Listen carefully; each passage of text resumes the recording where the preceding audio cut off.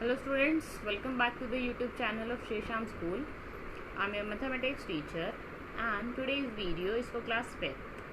We are going to continue your next chapter, that is fractions chapter 8. So इससे पहले हम fractions के बारे में पढ़ चुके हैं और एक एक्सरसाइज कर चुके हैं इसकी, जिसमें हमने पढ़ा था fraction, improper, proper, like, unlike fractions और इक्विवेलेंट फ्रैक्शंस, ये सारी चीज़ें हम पढ़ चुके हैं। तो जो आज का हमारा टॉपिक है that is fraction in its lowest terms, कि एक फ्रैक्शन है उसको हम लोएस्ट टर्म्स में किस तरीके से ला सकते हैं। जैसे ये 12/30 है, इसकी लोएस्ट टर्म क्या होगी, तो हमें क्या करना है, इसको रिड्यूस करना है इसकी लोएस्ट टर्म्स में। तो किस तरीके से करना है देखते हैं। जैसे देखिए हमारे पास एग्जाम्पल है, ये 12/30 है। अब 12/30 को हमें लोएस्ट टर्म में रिड्यूस करना है। सो इसको हमें लोएस्ट टर्म्स में करना है। तो देखिए लोएस्ट टर्म में क्या करते हैं हम, 12/30 को डिवाइड करना है हमें सेम नंबर से डिवाइड करेंगे। पहले तो देखिए किस नंबर से डिवाइड हो सकता है, 2 से ये भी डिवाइड हो सकता है, 2 से ये भी डिवाइड हो सकता है। तो हम 2 से डिवाइड करते हैं। जब हमने इसको 2 से डिवाइड किया, 2 6 = 12, और जब हमने इसको 2 से डिवाइड किया, 2 15 = 30, मतलब 2 को हमने 30 से जब डिवाइड किया, 2 से 30 को, तो हमारा आंसर आया 15। अब देखिए ये अभी भी किसी सेम नंबर से डिवाइड हो सकता है, यस, ये 3 से अगेन डिवाइड हो सकता है। तो 3 2 = 6 एंड 3 5 = 15, ये आ गया हमारा 2/5। लेकिन ये जो है 2/5, ये हमारा अब आगे किसी भी नंबर से डिवाइड नहीं हो सकता, किसी भी सेम नंबर से जिसकी टेबल में 2 और 5 आते हों। तो ये हमारा लोएस्ट टर्म आ गई, इस फ्रैक्शन की लोएस्ट टर्म है। ठीक है, तो इस तरीके से आपको देखिए, जैसे यहाँ पे भी 20/30 हमने 2 से डिवाइड किया, 6/15, फिर 3 से डिवाइड किया, 2/5। तो आप इस तरीके से कर सकते हो। ठीक है, यह आपके लिए कन्वीनियंट मेथड होगा। तो एक और क्वेश्चन, एक और है आपके पास, 36/72। इसको क्या करना है आपको, यहाँ पे आपको सेकेंड मेथड दिया हुआ है कि किस तरीके से हम दूसरा मेथड लगा के हम लोएस्ट फॉर्म में ला सकते हैं। देखिए 36/72 है, पहले हमने दोनों के फैक्टर्स लिख लिए, 72 के भी और 36 के भी। तो दोनों में सबसे जो बड़ा फैक्टर कॉमन है वो क्या है, 36 है। दोनों का जो कॉमन फैक्टर है वो क्या है, 36, और सबसे बड़ा हाईएस्ट कॉमन फैक्टर जो है वो क्या है, 36 है। तो दोनों को जब 36 से आप डिवाइड कर दोगे तो ये हमारा आंसर 1/2 आ जाएगा। तो ये इसका लोएस्ट फॉर्म है। यहाँ आपको ये जो 2-3 स्टेप है, ये 2-3 स्टेप नहीं करने पड़ेंगे, आप यहाँ पे डायरेक्ट कर सकते हो, लेकिन उसके लिए आपको फैक्टर्स पता होने चाहिए। तो आप जो मैंने मेथड बताया इस तरीके से भी कर सकते हो, और ये HCF वाला मेथड भी फॉलो कर सकते हो। नेक्स्ट है हमारा कंपैरिजन ऑफ नंबर्स। तो कंपैरिजन ऑफ नंबर्स का मतलब है, जैसे 2 नंबर आपको फ्रैक्शन में गिवन है, जैसे ये, इन दोनों में से कौन सा बड़ा है। अब इन दोनों में से कौन सा बड़ा है ये हमें कैसे पता चलेगा, देखिए मैं बताती हूँ आपको। देखिए अगर 2 फ्रैक्शन में जो नीचे वाले डिनोमिनेटर्स जो होते हैं ये सेम हैं, अगर डिनोमिनेटर सेम है तो जो ऊपर वाला नंबर बड़ा होगा वही फ्रैक्शन क्या होगा, बड़ा होगा। ठीक है, अगर डिनोमिनेटर्स दोनों नंबर में सेम है तो जिसका न्यूमरेटर बड़ा है वही फ्रैक्शन क्या होगा, बड़ा होगा। तो 5/7 क्या है, बड़ा है 2/7 से। या फिर देखिए बड़े का साइन क्या होता है, ये जो ओपन वाला पार्ट होता है ये बड़े की तरफ होता है। जैसे इस तरीके से भी लिख सकते हैं हम, इस तरीके से, क्योंकि इसका मतलब है ये बड़ा और इसका मतलब है ये बड़ा। तो इस तरीके से कंपैरिजन कर सकते हैं। तो क्या रूल बताया मैंने आपको, डिनोमिनेटर सेम होने पे क्या होते हैं, जिस फ्रैक्शन का न्यूमरेटर बड़ा होता है वही फ्रैक्शन बड़ा होता है। नेक्स्ट देखिए, if 2 given fractions have different numerators, अगर न्यूमरेटर्स डिफरेंट है और डिनोमिनेटर्स भी डिफरेंट है, ये भी डिफरेंट है, ये भी डिफरेंट है, then we first change them into like fraction. तो हमें उसको लाइक फ्रैक्शन में चेंज करना होगा। और लाइक फ्रैक्शन क्या होता है, उनका डिनोमिनेटर्स सेम करना, having the same denominators. This can be done by taking LCM of the denominators. और ये कैसे करते हैं, हम उसका एलसीएम लेके, जैसे मैंने आपको इसे पहले वाले बुक चैप्टर में कराया था, उसमें एलसीएम लोगे पहले, फिर उसको करना है। आप एक एग्जाम्पल देख लीजिए किस तरीके से करना है। जैसे ये कंपेयर, ये क्वेश्चन आपका question number 2, example number 2, compare 3 2/5 and 3 1/3। तो ये मैंने इसको लिख लिया है, ठीक है। अब इसको कंपेयर करना है, तो पहले इसको मिक्स फ्रैक्शन से इम्प्रॉपर फ्रैक्शन में लेके आइए।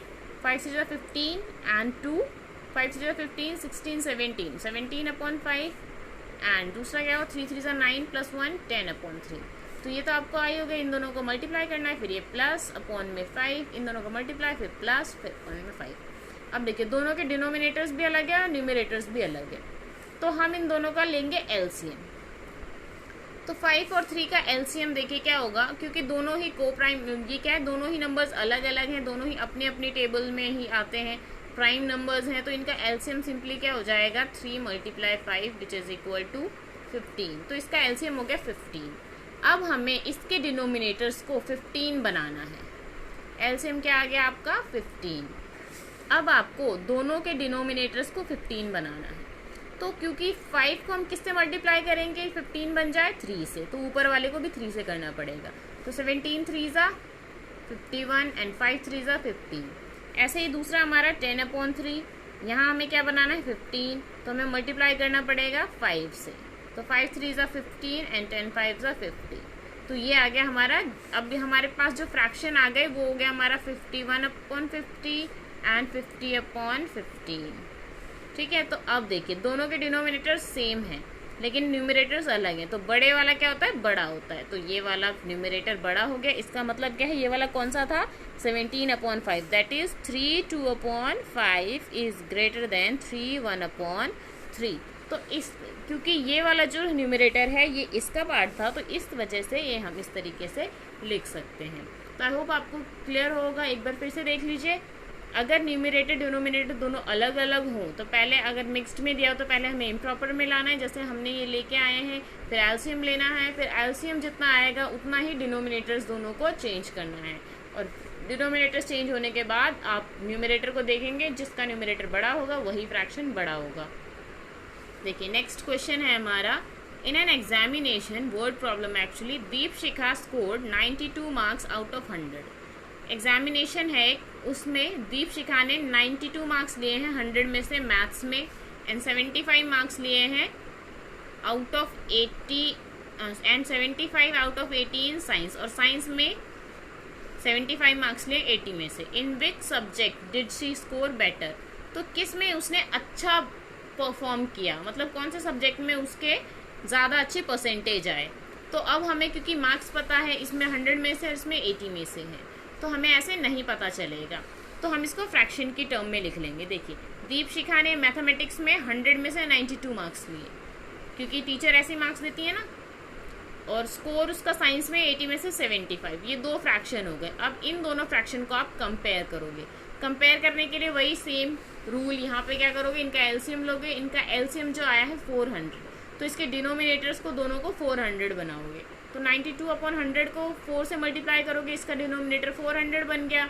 80 को 5 से मल्टीप्लाई करोगे तो इसका भी डिनोमिनेटर 400 बन गया। अब दोनों के डिनोमिनेटर्स बन गए 400, और बड़ा वाला कौन सा है 375। 375 किसका है, साइंस का। तो साइंस का उसका क्या होगा, साइंस का परफॉर्मेंस जो होगा वो बेटर होगा एज कंपेयर टू मैथमेटिक्स। तो इस तरीके से आप ये वर्ड प्रॉब्लम्स भी कर सकते हैं।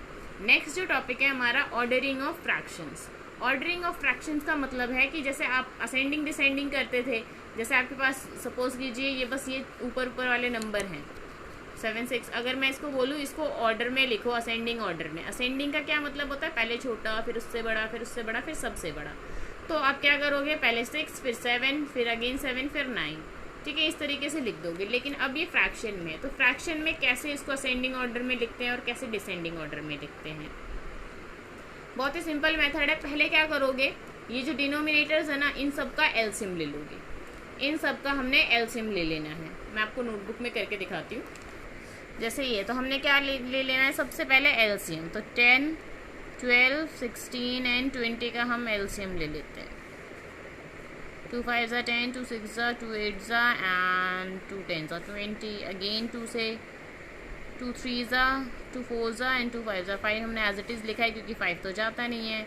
फिर 2 से ये हमारा 2 2 = 4 एंड देन 5, फिर अगेन 2 से, क्योंकि अभी भी हमारे पास 2 है।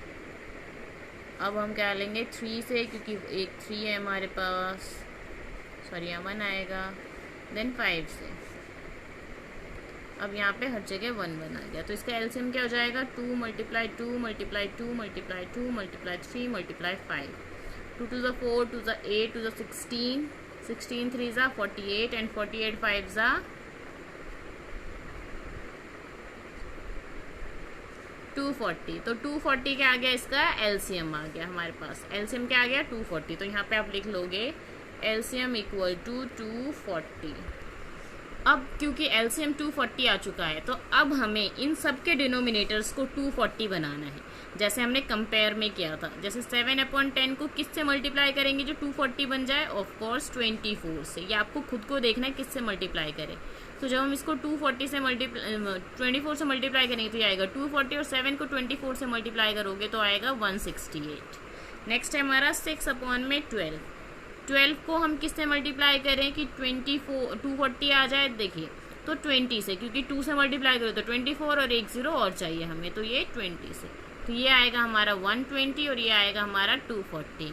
नेक्स्ट है हमारे पास 9/16। 16 को हम किससे मल्टीप्लाई करें जो 240 आ जाए हमारे पास।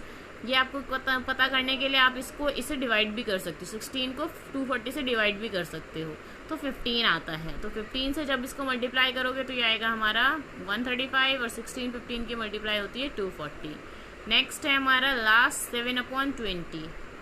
अब 20 को हमें 240 बनाना है, तो किससे मल्टीप्लाई करना पड़ेगा 12 से, तो ये आ गया हमारा 240। तो क्योंकि अब सबके डिनोमिनेटर्स जो हैं क्या आ गए, सेम आ गए, सबके डिनोमिनेटर सेम आ गए। तो अब हम क्या करेंगे, इनको देख सकते हैं कि कौन सा बड़ा है और कौन सा छोटा है। जैसे यहाँ पे लिखिए आप सारे नंबर्स, जैसे 1 सबसे पहले देखिए सबसे छोटा कौन सा है 84, तो 84/240 ये सबसे छोटा है। फिर उसके बाद 120 बड़ा है, 120 से बड़ा है (240), फिर 135/240, देन 168/240। तो ये आ गया हमारा इसका असेंडिंग ऑर्डर। इसकी जगह आप ये वाले नंबर्स भी लिख सकते हैं, जैसे 84 की जगह क्या है 7/20, इसको आप ऐसे लिखना ही है आपको। देन 120 की जगह क्या है 6/12, 135 की जगह क्या है 7/16, एंड 168 की जगह क्या है 7/10। तो ये हो गया हमारा इसका असेंडिंग ऑर्डर। तो इस तरीके से आप ऑर्डर कर सकते हैं। तो यहाँ है आपकी एक्सरसाइज। इस एक्सरसाइज से आपको जो जो क्वेश्चन करने हैं वो आप मार्क कर लीजिए, मैं आपको मार्क करा देती हूँ। दैट इज़ इसमें से आपके पास 8 पार्ट्स हैं, तो आप 4 पार्ट्स कीजिए। ये जो